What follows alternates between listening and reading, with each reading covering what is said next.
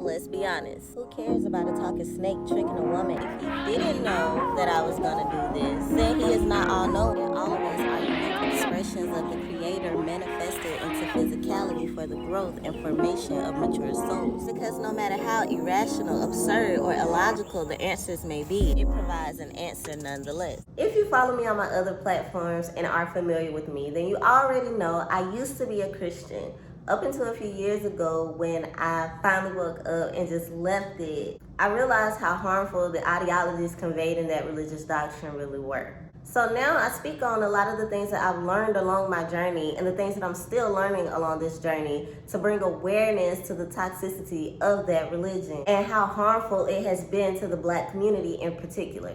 After a lot of studying and reading, topped with my experiences, it is undeniable that a lot of the generational curses that so many souls are now here striving to break are the result of the mental indoctrination supported by religion. Now, if you don't follow me on my other platforms, I'll place my handles on the screen and also in the description box. So let's get into the discussion.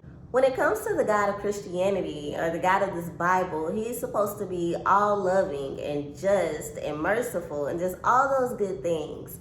But if we're gonna be completely honest with ourselves, he is none of that. Time and time again, he shows us that when someone does something he doesn't like, he is quick to punish them. When someone doesn't follow his commandments, even though we're supposed to have free will, he's quick as hell to punish them. Nowhere in this Bible does this God, this omnibenevolent being, actually teach anyone. He doesn't show himself as an example on how to effectively communicate, how to problem solve, how to talk things out, how to compromise and reason with other people. He just punishes, and these punishments are always overboard. Now, disclaimer, I don't believe in any of these stories or any of the stories in the Bible, but for the sake of mythology, I'm just gonna go along with the tale.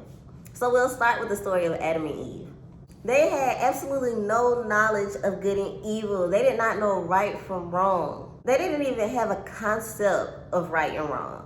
And God never took the time to explain it to them. He just commanded that they not eat the fruit and then threatened them with death.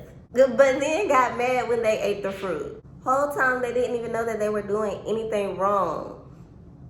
And yet God still went overboard on their punishment. They shouldn't have been punished in the first place. He not only kicks them out of this perfect little garden, but he curses women for eternity. Even though Adam ate fruit too, like Adam got away with it. But on a more serious note, notice what type of leader this is. The type that lacks patience, lacks compassion, and takes a fear-based authoritarian approach to dealing with people. This is very similar, too similar to that of the slave master. These masters justify their behaviors, their cruelty, and their dictatorship with the book that themselves and their ancestors are responsible for. How I see it, European colonizers created God in their image. This deity embodies all of the characteristics of Europeans in their culture. It tells you that the devil comes to steal, kill, and destroy. And that's crazy because the devil and God must be one and the same. The devil, God, and Europeans must be one and the same because they all steal, kill, and destroy. Well, actually, I don't know what the devil did because it don't really tell much about him stealing, killing, and destroying. But God for sure did all that shit in the Bible. Who stole land from another people so that their chosen people could inherit it as their promised land? God did. Who stole land from Native Americans because they believed that it was destined by God for them to have it? Europeans did. Who commanded people to kill women, babies, and children in the Bible? It was not the devil, it was God. What group of people are historically popular for murdering women, babies, and children, and men too? Europeans.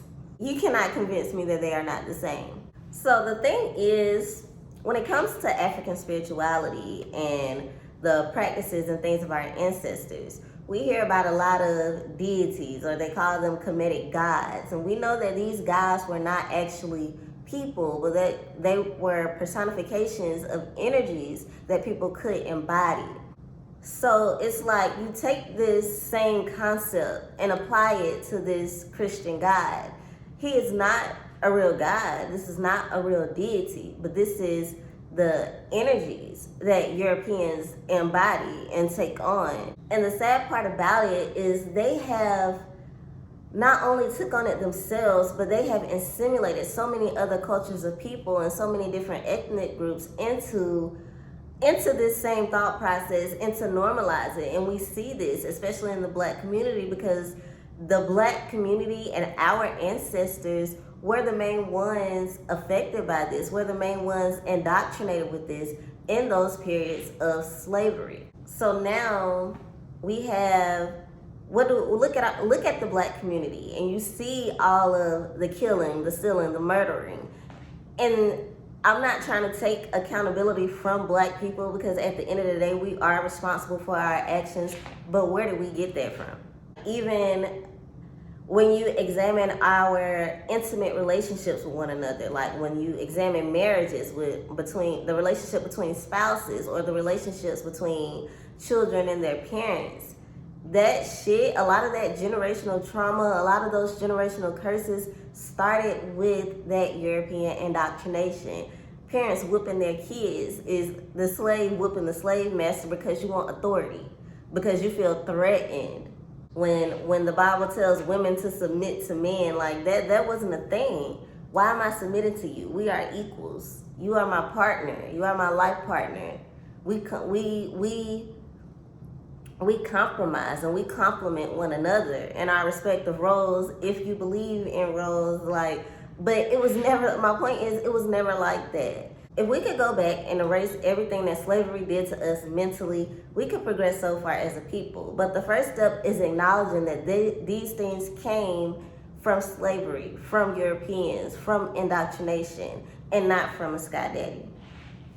Material girl. I want Chanel 9 boots. Saw these niggas steady jocking cause they know I'm the truth. Material